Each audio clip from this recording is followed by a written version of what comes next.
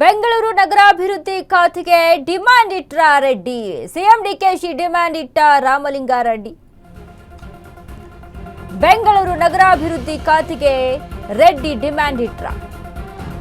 CM DKShi ಮುಂದೆ demand ಇಟ್ಟ ರಾಮಲಿಂಗಾರೆಡ್ಡಿ. ಇತ್ತ ಯಾವ ಖಾತೆ ಕೊಟ್ಟರು ಓಕೆ ಅನ್ನುತ್ತಿರುವಂತಹ ಕೆಲ ಸಚಿವರು, ಆದರೆ ಇದೇ ಖಾತೆ ಬೇಕು ಅನ್ನುವಂತಹ ಕೆಲವು ಸಚಿವರು ನನಗೆ ಯಾವ ಖಾತೆ ಕೊಟ್ಟರು ಕೆಲಸ ಮಾಡ್ತೇನೆ ಅಂತ ಹೇಳ್ತಾರೆ. ಸಚಿವ ಸ್ಥಾನಕ್ಕಾಗಿ ನಮ್ಮಲ್ಲಿ ಯಾವುದೇ ಗೊಂದಲ ಇಲ್ಲ. ಅಶ್ವವೇಗ ನ್ಯೂಸ್ಗೆ ಸಚಿವ ಈಶ್ವರ್ ಖಂಡ್ರೆ ಹೇಳಿಕೆಯನ್ನ ಕೊಟ್ಟಿದ್ದಾರೆ.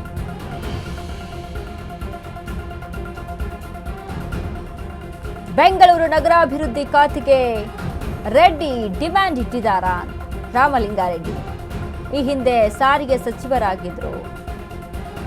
ಇತ್ತ ಯಾವ ಖಾತೆ ಕೊಟ್ಟರು ಓಕೆ ಅಂತಾರೆ ಕೆಲ ಸಚಿವರು. ಈಶ್ವರ್ ಖಂಡ್ರೆ ಅಶ್ವವೇಗ ನ್ಯೂಸ್ ಜೊತೆ ಮಾತುಕತೆಯನ್ನು ನಡೆಸಿದ್ದಾರೆ.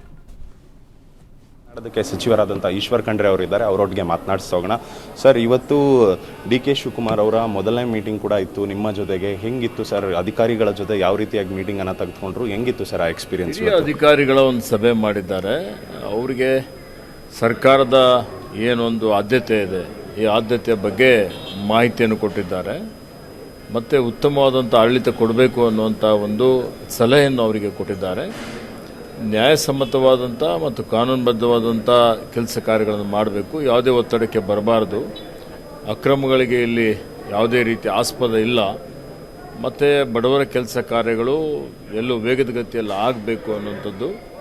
ಮತ್ತು ಅಧಿಕಾರಿಗಳು ಇವತ್ತು ಉತ್ತಮವಾಗಿ ಸೇವೆ ಮಾಡಿದರೆ ಮಾತ್ರ ಸರ್ಕಾರಕ್ಕೆ ಉತ್ತಮವಾದಂಥ ಹೆಸರು ಬರ್ತದೆ.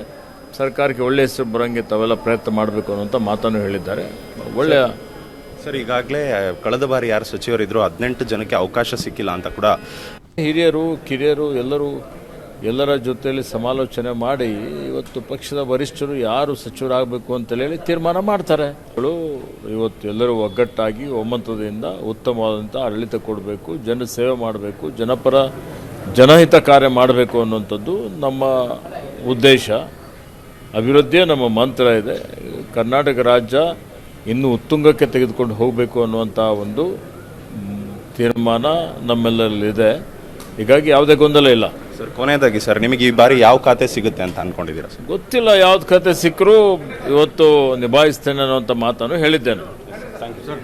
ಎಸ್, ಇದಾಗಿತ್ತು ಸಚಿವರಾದಂಥ ಈಶ್ವರ್ ಖಂಡ್ರೆ ಅವರ ಮಾತು. ಕ್ಯಾಮರಾ ಪರ್ಸನ್ ರಾಜು ಜೊತೆ ಓಂ ವಿವೇಕ್ ಆದಿತ್ಯ ಕಾರ್ಲೇಕರ್, ಅಶ್ವವೇಗ ನ್ಯೂಸ್, ಬೆಂಗಳೂರು.